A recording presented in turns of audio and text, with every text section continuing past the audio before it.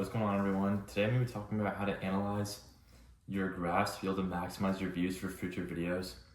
So brief overview, this is my main channel I run where I make the most money from, and I'm going to be talking about how I grew other channels and how I grew this one so fast, and how I learned to be able to analyze a graph and actually be able to improve on each video.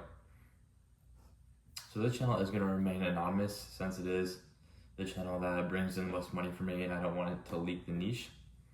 But I will show you guys this one. This channel is not monetized, but it has over 130,000 subscribers. It's called Skill Central. It's one of the many channels I run. And it's the first one I got over 100K on, but it's not monetizable because it's not that original content. But I'm just gonna use this for an example. So this video got 4.6 million views, which is pretty good. And it got me 3K subs. So it has an 83% swipe rate. And the average view duration is 48 seconds out of 55. So if we do the math real quick, that is 87%. Now for a video that's like a minute long, that's pretty good. And with those metrics, it got me pretty much 5 million views. So we would say that's pretty good. But how did I actually learn from this video to be able to improve my style? So this is a retention graph, and it does look pretty straight, but there are certain points where you can see it drastically dips. For example, this is normal for it to look like this in the beginning because it starts high because people watch the beginning twice, and then it'll dwindle down here. Once you get to like about the 4 or 5 second mark, then you want to look for spots.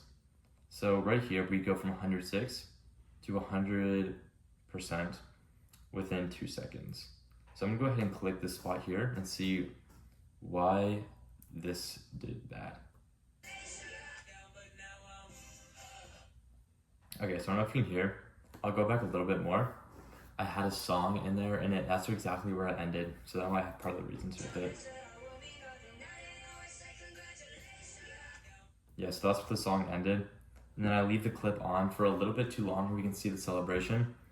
And they're like, even the slightest bit can get people bored. And if people lose track of what's happening, they'll just swipe away, which is really sad. But that's just how the game is to be played, because that's how people's attention spans are nowadays. So you have to be careful for every single minute thing. Okay, and then here it stays pretty normal. There's a little dip here by 2%, right here. So yeah, some of this just might be like my transitions or the music I picked. But I think you can pick up what I'm saying. Like this part of the video I did well on. But then also here, there's some slight dips at the end. But that's pretty normal for a video. But you want your attention graph to be as linear as possible. Hovering towards the 80% at the end. That is best case scenario. But all this is relative to how long your video is. Since my video is a minute long, this retention is still pretty good, which is why it got me quite a bit of views. But if your video's from like 12 to 15 seconds, it should be above 110%. That's just how it is, because that's how short your video is. Now, for your average video, you want it to be like 32 seconds long. That retention should be aiming for 100%. So if you can just get every person to watch the end of your video, you'll be set.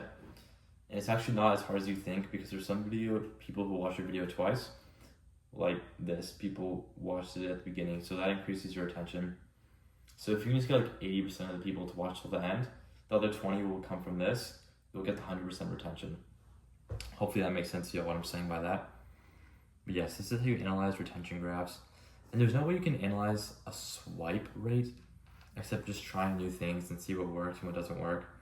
And what I do is I write down all the pros and cons to every swipe or hook clip I've used. And I've seen why this one did well, why this one did bad. I always compare it, and I'll try to find a better clip each and every time, which is how I'm able to get pretty good swipe clips for not even saying anything at the beginning. I just showed a clip and I let it play, and that was that, and that's why I got a good hook clip. So hopefully this video helped.